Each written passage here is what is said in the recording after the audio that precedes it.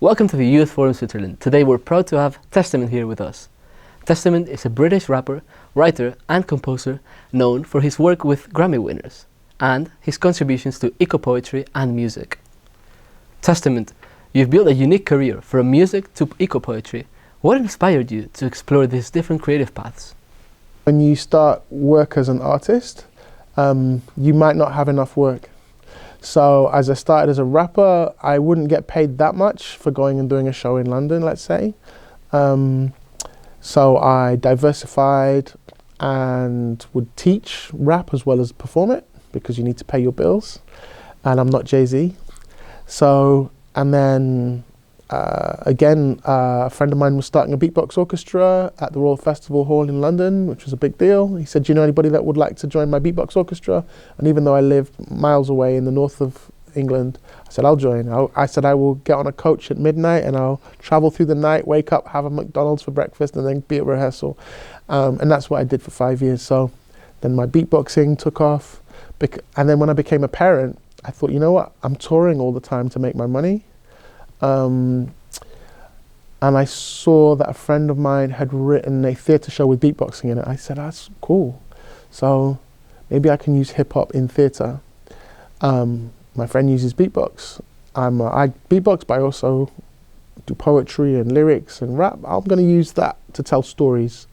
So, and then that went well. And then the rights for some of my plays got bought for TV. So then I'm writing for TV and I'm writing for radio.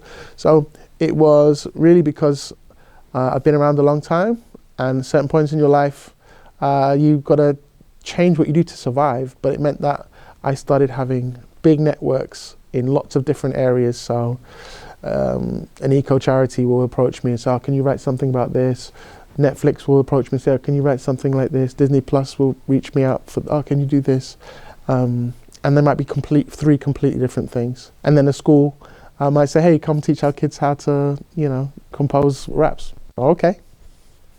For young people who are aspiring to follow a creative path like yours, whether in music, writing or environmental advocacy, but don't know where to start, what advice would you give them to help them take that first step?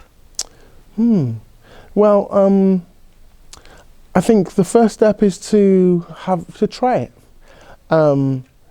Writers write, rappers rap. Playwrights write plays. So one of the best ways of learning is by doing. That's the first step. And then as you're doing it, you're going to run into problems and you'll think, well, how's the solution? And you can look to your heroes, or you can ask people for advice, or you can learn a course in that thing. I'm trying to make music, but I don't know how to do the music production. Okay, right, I'm going to learn music production. So you're capable of amazing things. We're human beings. We are like sponges. We can learn, we can adapt. We are made incredibly well. So I think be brave and try that thing. And around the way, hopefully you'll get friends and support that will help you to accomplish what you want. Testament, looking ahead, how do you plan to continue making a positive impact through your work and creative projects? So working in the creative industries, I think sometimes you can kind of go with the flow. You want to be true to yourself. So you don't want to do things or be drawn into things that you think actually isn't going to make the world better in some way, whether that's encouraging someone, giving someone confidence, speaking about an issue that's important that we talk about. But I'm really lucky, I'm fortunate as an artist where often I'll have organizations come to me and they sometimes have to say, oh, will you write something about sustainable farming? But other times an organization might come to me and say, what would you like to write about Testament? And I always have an eye on what's going on in the world and what I hope to see in the world. So telling stories, whether that's through rap, poetry, TV, film, whatever it is, I think I'm quite intentional. So if I am thinking about sexism and men and how can we be better men, how can we be more supportive of our sisters and our friends and our women in our lives, or the next generation of daughters growing up, how can we do that? So as a man, I'm thinking, okay, then my next project might be about that. Or if I'm thinking, I've just come off writing poetry about renewables and sustainable technologies and techniques. And that has really inspired me, because I think, well, you know, you hear about the climate crisis, everyone thinks, oh, there's nothing we can do. We just have to, like, there's nothing we can do practically. But actually, there are people, there are scientists doing things, there are farmers doing things that are making a difference right now.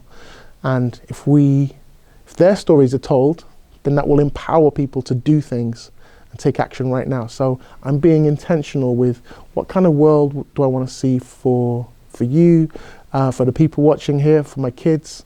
And there's things that I can do that I have access to in my hands right now. For you, it might be where you're going to work in your job, or what are you going to study, or the talent that you have, or how to be kind to your neighbor. There's something that all of us have that we can be intentional about and think, what have I got? I might not have much. I might only have this $1. How am I going to spend this $1? Am I going to buy this product? Or am I going to buy that product, which is better? So we can, even with the little things that we don't often realize how much power we have, even if it's an action or a few dollars, you know, we can make a difference. Thank you, Testament. On behalf of YFS, we truly appreciate you sharing your passion with us, and we look forward to seeing the impact that you'll continue to make. Thank you.